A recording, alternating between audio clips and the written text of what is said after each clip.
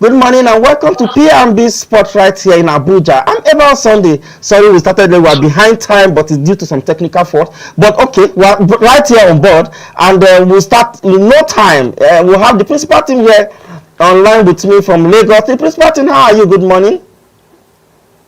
Yeah, good morning to you, Mr. Abel. How is everything going over there? Fine, everything is fine here in Abuja. And I also have Walter, but he will join us shortly within the show when we are going. But the principal thing, of course, you know, this week has been I don't want to say it's boost, but this week has been very, very dramatic in the world of football. But let's start with the drama from Arsenal. Arsenal came up blazing, and I'm talking about Champions League now, and at Emirates Stadium they saw off Dynamo. What do you have to make about that? Well, to begin with, I think Arsenal did what needed to be done, because heading into the Champions League, right now they are literally almost out of all the competitions. The Carabao Cup, they are just one leg out after losing the first leg to Newcastle. The FA Cup, they've been knocked out by Manchester United.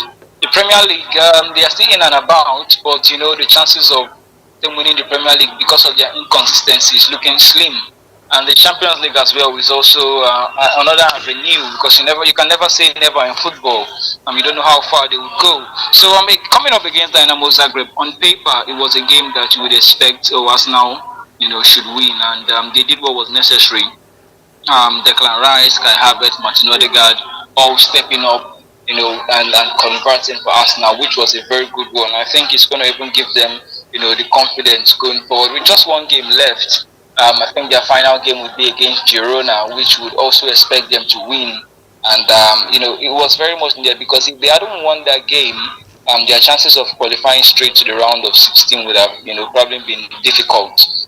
Because right now they are just on 16 points, if I'm not mistaken. They are still even not safe, because after the final match day, that's when you can say, okay, yes, you officially confirmed that you are through to the next round. So, but regardless, it was a very good one for them. They had to put up that good performance, and it can even give them the confidence going into this weekend and the Premier League games that they will have, and encourage them to even go further. The principal thing, again, this season, the format for the Champions League is very, very confusing and tricky. Because when we say Arsenal should be safe, because they are third on the log, right? And still, they are not still safe yet. You can imagine, third on the log, but they are still not safe. So, how will you make up with that? Because now we look at us, okay, at least their foot should be on the round of 16. That is knockout stage, right? So, but yeah, that is what makes this new format very interesting, right? Back in the days where it was the usual home and away pattern, then after 4 games, you can say, oh, this team and this team has qualified already for the round of 16. But right now, it's a case of anybody if you collect, you understand, and that's what has happened in the Champions League. That's now with their third, right? But even in fact, apart from Barcelona and Liverpool, Barcelona and Liverpool, from third all the way down to 8, no one is safe, because even the teams that are below them, that's from 9 all the way to 18, anybody can still qualify. Anybody can still qualify. So it's still very much feisty and interesting, which is why I appreciate this new format, because it makes it very interesting. And Atalanta now will be playing Barcelona, their final game. Now Barcelona has qualified. You will say they have nothing to lose. But Atalanta, they still have everything to play for, because if they lose, they're definitely not going to qualify. Immediately they have to go through the playoffs again, which is another stress on its own. So the new Champions League format, I think, is very much interesting. It shows that there are no minnows, because look at Manchester City, 25th on the log. Who would have imagined that? And the owner of the Champions League, Real Madrid, 16th on the log. So yes, I think the new Champions League format is very interesting. That will take us to Manchester City. You just mentioned Manchester City now, and it's very interesting that Manchester City, champions 2 years ago, and this year now they are struggling to even qualify to the knockout stage. how interesting is that? And look at what happened to PSG for 2 days ago when they were leading 2-0, isn't it? And second half they threw away that lead and they lost with 4 goals. That is 4-2. It's quite unfortunate. What is happening to Pep's team? I was thinking that again. I was thinking at the weekend. I was thinking that okay, they've picked their gathering momentum because they are Premier League. They are in fourth now on Premier League table, right? So I think okay, they are gathering momentum. They are getting their self together and all that. But with this this result is in fact is not befitting a team like Manchester City, the principal team. Well, yes, some would say it's the overall performance of Manchester City this season. They've been performing below par and what we expect. But the loss in the Champions League, it was a very surprising one. But it wasn't their first. I mean, Manchester City currently sitting 25th on the log. They've just won two games in the Champions League year, and they have 8 points. In fact, in their last 4 Champions League games, they are yet to win anyone. That's including the PSG game. You understand? So the struggle wasn't just in the Champions League alone. It's from the Premier League to the Champions League. In fact, to other domestic competitions. At the start of the season, we all thought it was a Rodri factor that because Rodri was out of the team, and then it's affecting the team. But later on, we got to discover that it wasn't just a Rodri factor. You can see the defense is leaky. You can see the attackers. It's as if they lack sense of goal, and it's a whole thing. And then Pep himself, it was as if the man ran out of ideas on what to do to salvage his team. So that loss to PSG was a very surprising one, actually. And you said it rightly. Coming into that game on a good run of form, they were 4 consecutive wins. In the Premier League, and heading into that one, you would think, oh, come on, it's PSG. Manchester City should be able to at least navigate this one. And surprisingly, they were leading 2-0, and we're like, okay, yeah, it was expected. Manchester City should go all the way. And then before you say Jack Robinson, we are saying 4-2 PSG. So it was a case of still that same. That's why you see now in this January transfer window, they've gone and signed 2 centre backs already. They signed 2 centre backs. To bolster that defensive shape of theirs, because they've licked in so many goals. And their attack as well is as if the attack is sleeping. That's why they've also gone in to sign Omar Mamouche to ensure that Erling Haaland is either giving competition or someone is there to support him to bang in the goals. So Manchester City's struggle is, I'll say, the rival fans are actually so happy. Because they are not going to trouble anybody, but it's also something that I think we should be. I would not really say worried, because you look at the Premier League, for instance. Now it's not giving us that title race feeling that we were hoping for. Because that if Manchester City is there, whoever is stopping or whoever is second would probably will know that someone is right behind me. But you look at the other teams chasing Liverpool, no one seems to be taking them seriously. You understand? So in a way, it's kind of it's mixed. Some would say it's good, some would say it's bad. But when it comes to the league, I don't really think the focus would really be on them. In fact, people should be more worried about Real Madrid, who are looking most likely not to qualify. But for Manchester City, by the end of the season, though, and we'll know where they are. But I still have a feeling that they might just qualify or the Champions League, although it's difficult because their last game would be against Club Brugge, who are on a 19-game unbeaten streak.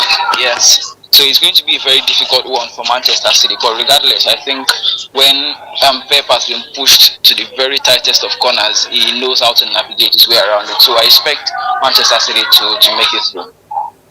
Okay, and do we have water now on the line? Is water there? I'm here now. Okay. What do you make up? You've been hearing our conversation ever since. So what do you make up of all these things? Tie the two stories together. We talked about Arsenal and their performance 2 days ago, and also the woeful performance of Man City.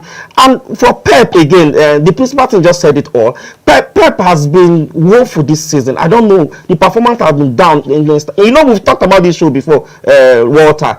We talked about Pep before on this show. And do you think there's any external reason? Maybe Pep is facing pressure maybe from family. Do you think you have issues with the family, or do you think just something, Walter?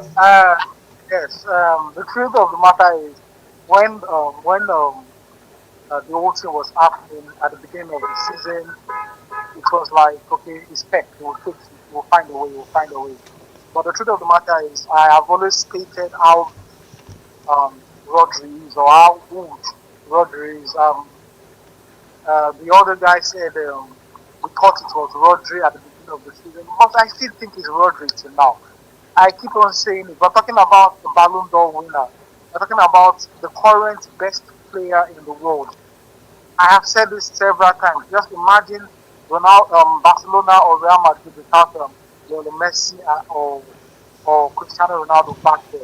There would have been, that team would have collapsed. So it's what it is, and it's for me, it's a Rodri thing. And why am I insisting it's a Rodri thing? Because if you look at that, their midfield, I think that's where the problem is. Their midfield, Manchester City midfield, is easily bypassed these days. They are old. They don't have legs. They can't run. They make so many mistakes in the middle of the park, and that is where they are losing it. I'm surprised they've gone in the January window. They've brought in a striker. They've brought in two defenders, and they have not looked at the midfield. I think that's where the problem is. They need energy in that midfield. They need someone in that midfield that can come in right now and do a very good job for them. But that being said, you just pointed out something that Pep is a genius. Trust me, he's a genius. But I don't know if you know that he's currently going through divorce, or his wife just divorced him just last week today. I just wanted to mention that. I don't want to talk about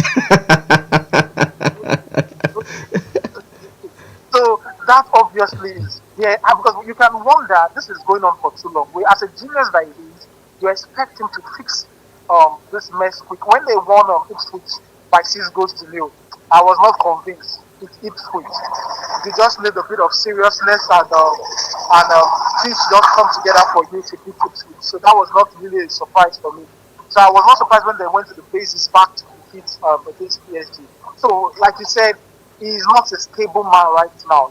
Going through this tough time, facing divorce at home, and see, it's a tough period. It's really, really a tough period for him, and I would want to believe that Pep should quit or to just resign, but knowing him fully well, what is there to lose anymore? He's lost his marriage, so why would he want to quit now? So yeah, would they fix it? I would say if they get in that quality midfielder in this January transfer window, trust me, they will fix it, because I love Mamouche, the striker they signed. I think he's going to be a very good partner for Alan. He's just like Julian Alvarez, but he can do so much more than the defenders they signed. I've not really seen much of them, but I think it's a good addition to the squad. So I just think Manchester City needs a good midfielder, and hopefully Pep can get his act back together. He can just get his mind focused on the game, because, like you rightly said, he's overly affected by the whole marriage saga and everything. So that's for Manchester City. Me, I am enjoying it. As a Manchester United fan that I am, this one a bad collabo be this. Na bad collabo. I cannot even pretend. I have enjoyed it. When they went 2-0 up against PSG, I went home. I was not more interested in seeing the game. So just to get home, check 2-2. I rushed back to the car. So you guys are actually praying for Manchester City to fall. Is that what you are saying? And I know the principal thing. Do you agree with Walter? The thing is, I mentioned it earlier that rival fans would be hoping and praying that Manchester City don't get back up. But at the same time, in as much as I kind of agree with that, but at the same time, I also, have second thoughts because it's not making everything look interesting. So far, so good. We all know that no other team can actually stop Liverpool from winning the Premier League, if not Manchester City. And right now, Man City is currently sleeping, and it's looking like Liverpool are going all the way. So we need Manchester City to always make the conversation a bit more interesting. You understand? Now that they are actually falling, everyone is like, well. So we just need them to make the conversation interesting. Whether they win it or they don't win it, but we just need them there to make it interesting. Well said, the principal thing. Okay, let's go on a short break. When we're back, we'll be talking about Real Madrid and how they fare in their Champions League 2 days ago. We'll be right back.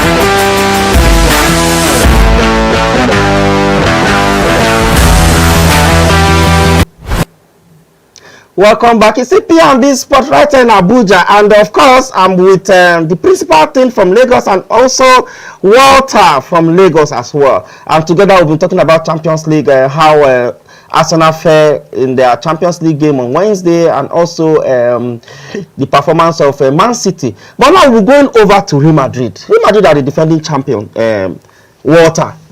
Real Madrid are the defending champion, and they are 16th, Abi, 16th or 15th on the log right now at the Champions League table. They are 15th.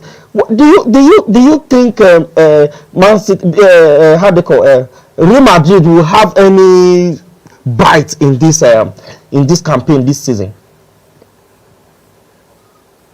Real Madrid, bite. No, don't worry about Real Madrid. They will be fine. It will be fine. I think the games that make that are the reasons why they are 16th today. I think it's against Lille, where they lost at Lille. So I think that game, that was not Real Madrid that played. None of Mbappe, Rodrigo, or Vini played that game. So it was just a game Ancelotti felt, okay, we are playing against Lille, we can experiment, and it backfired. And they lost 2-1. Then against Liverpool, that was the period they were going through also injury problems, and they were not just good enough at that moment in time. So yeah, those are the two games that they lost that put them where they are today. So I don't think Real Madrid have any problem. This is the group phase. This is not where the Champions League starts. The principal thing. Okay, the principal thing. Do you see Real Madrid challenging for the title this season, defending their title, this season? Real Madrid are always in the Champions League conversation. With the Champions League is not complete without Real Madrid being in it. One thing is for certain, I think they would qualify to the next round of the Champions League, regardless of the fact that they are currently sitting 16th. Real Madrid, when it comes to the pressure of the Champions League, they know how to deal with it better than any other team, regardless of the generation that is playing. Even if it's 16-year-olds that are currently in that squad, as far as they are putting on that Real Madrid jersey, once it comes to the do or die stage of the Champions League, they know how to step up and perform. And at this stage, I think that they would win their final game, which I think they would do that. And even if they don't qualify automatically, even if they have to go through the playoffs, once they get into the round of 16, then I think that is when we get to see proper Real Madrid playing their Champions League football. Because right now, it's a bit of a mixture of everything. So no one is safe yet. You don't know what to expect. But once it has been confirmed that Real Madrid is in the round of 16, I think everyone will be praying not to come up against them, because by that time, just like Walter said, Ancelotti was doing experiments during the group stages. When you get to that stage of the Champions League, there is no time for experiment again. So you would expect 100% Real Madrid team. You understand? So, and when you are playing against a 100% Real Madrid team, you know that there is trouble. There is trouble. So that's what we should expect. So Madrid would always be in that conversation. They would always be there. And even if they might not win it, because right now you don't even know who will win it, right? But they would always be in that conversation. And I would still tip them to at least try to get to the quarterfinal. Come on. Or Real Madrid should semi-finals. always be in that conversation. Or semi-finals, obviously. Okay, Walter.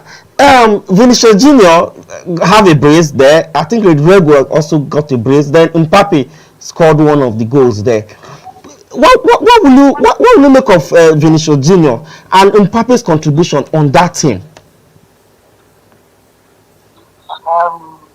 We've had a very good contribution this season, especially Mbappe. The thing is, when Mbappe started, he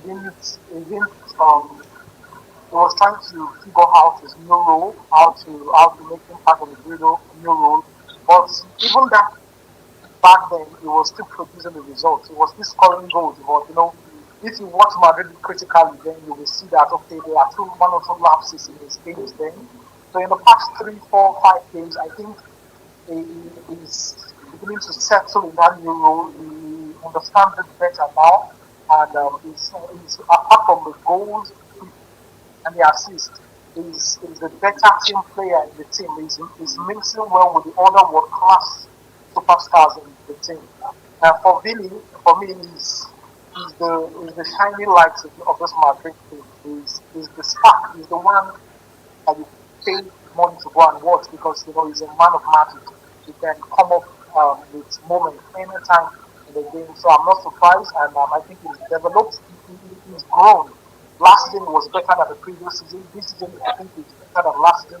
But let's not forget the attitude issue, which I have problem with him. True. The player of that world class quality should not be. I know people will say they're provoking and all that, but the truth of the matter is, even if you're provoked, the way you react is just annoying. It's not necessary. We should not forget Rodrigo also, another important player for this Madrid team. But for me, two of the most important players in this Madrid team are Jude Bellingham and Federico Valverde, because what those two boys do in the midfield, like Bellingham, you see his contribution even in the goals and assists. Valverde is running, he's here. I think Madrid has a super team, and principal, I don't know what to call him, principal cup, right? Sorry. Yeah, go ahead. I was surprised you saying that they will at least reach the quarterfinals. I'm telling you today, Madrid to win the UEFA Champions League. Go and put your money. The principal thing. Okay, let me get back to you now. The principal thing. What will you make of Vinicius Junior? Just like you rightly said, yes, he's one of the important players also in Madrid. Him topping the Incalo Athletics team in Real Madrid. Vinicius Junior is the highest goal scorer in Champions League. I think he has scored 7. What do you have to make of that? The principal thing. Well, we know the importance of Vinicius cannot be overemphasized. Even before Kylian Mbappe came, he's been the go-to man. And the conversation was there that, when Mbappe comes, who would be the poster boy of Real Madrid? It's still Vinicius Junior. His importance is very obvious. Rodrigo is not performing. When everyone is down, you just know that, okay, this guy might just come up with the magic. So just like Walter said, Vini is the go-to guy for Real Madrid, and it's still going to be very important for them. He has been doing it in previous seasons, and this season will definitely not be different.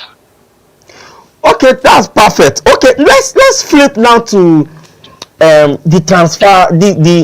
January transfer window. The principal, let me start with you before I go to Walter. The principal, don't you think the blue side of Manchester is doing better, because the red side, it seems to be quiet? No, well, looking about the transfers, I think for United, the thing is United are being careful with FFP rules. Right now, they don't have the luxury of spending money. Yes, if they are to spend, they need to sell players, and not just any kind of players, but academy, players. Those are the ones that they've been permitted to sell in order for them to, generate the revenues that would give them that spending power. So that's why United are unable to spend. But regardless of that, I think they are trying to sign a left back in Patrick Dogo from Leeds. Yes, so they are trying to sign Patrick Dogo. And Ruben Amorim is still very early, and for him to probably shape up his team well, you can't go into the January transfer market. You won't get the best of players, and you will just be scrapping for whatever you can find.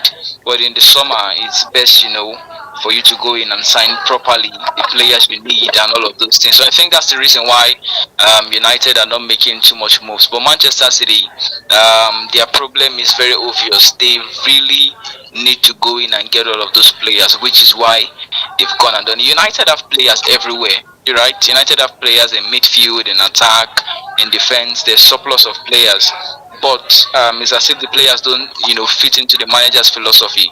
That's why it's difficult for them to just go and sign players. In order for them to sign, they have to offload the ones that are there before they bring in new players.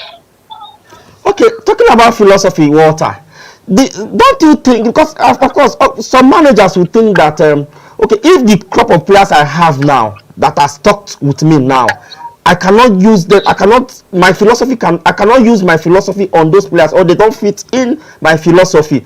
Why don't I change to what they can do for now? When we get to the summer, when I can have access to those players that I can bring in, then I can now switch back to what I want to do. What do you think about that, Walter? Don't you think that's what Ruben would have done than sticking to this is 3-4 what formation?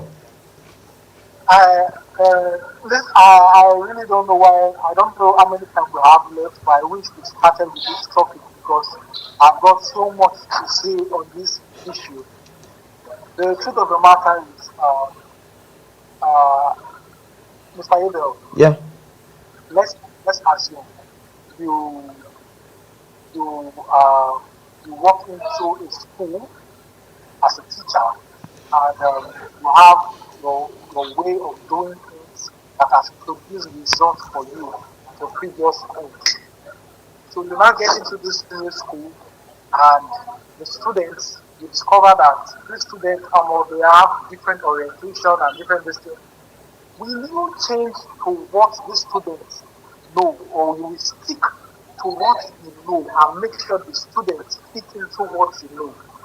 What are you going to do? No. I think the conversation we're having now is we just want for the time being. You can liaise with them. Okay, just like what you just said. If I am a teacher and I get to a school where they do something differently and I see it differently, how it ought to be done, or my style is different for what they do. First and foremost, if I cannot change it quick as possible, then I need to look at them, try to see how I could pet them, let them fall in love with what I can do. And if there's something I need to put out of the system, then I cannot try and put out and shape. Let's assume maybe it's the style of the class or the shape of the class that is the problem. You get? Then I think it would get into. I will need time to change the shape of the class. Why am I saying that? The time I need is probably take it to the transfer window, right? I'm just trying to relate the issues now with Ruben. Push it to the transfer window and see how you could try and change the dynamics. Because oftentimes you say, okay, coaches, you have to be dynamic as well, right? Pep is trying to do one thing. He's not working for him. Is it not better he change and do something else? And even the Alex Ferguson we are talking about, the great Alex Ferguson we are talking about, I think there's some point that he also changed his style of play. I don't know about that. Over to you. Okay, this is the thing that people don't get to understand. The previous manager that signed these players, that's for the system or style of play that he helped shoot these players. What did these players do for this manager? They got him sacked. They didn't produce results. What is the guarantee that if United switch to something that will suit? So what you are trying to say now is looking what the past managers have done and didn't work for them. He don't want to follow the same tree, right? It's not about following the same thing. You guys, people, he's under pressure. Change your distance, change your distance, change to what? Was the previous manager that was doing that thing, was it working out for him? Was this player producing results? No. The day Amorim, I've supported him all through. The day he changes his formation, that's the day I stop supporting him because I will know that he has lost the plot. He needs to be. Listen, we are not saying the right things here. We are not saying the right things. That's why I said that with there was time, I would have said what I Okay, that's true. What I think this conversation, we are running out of time already. We are having a sport fiesta tomorrow right here in I think a 1 or 2 hours program here, sports show here tomorrow. So I'm going to bring you to the show and obviously maybe bring the principal thing. Then we'll now have a very, very robust conversation around that. But lastly, before as we wrap up, let me go to the principal thing, please. In 1 minute, in 60 seconds, principal thing. Do you think Garnacho going to Chelsea, because there's a speculation that okay, Chelsea are trying to get him? Do you think is good for Manchester United? Please, make it short in 40 seconds. Well, I think first of all, United are actually very confused right now. Most of the players there don't even know what is wrong with them. You can see Rashford having his own problems, Garnacho now having attitude issues, and then saying he wants to leave.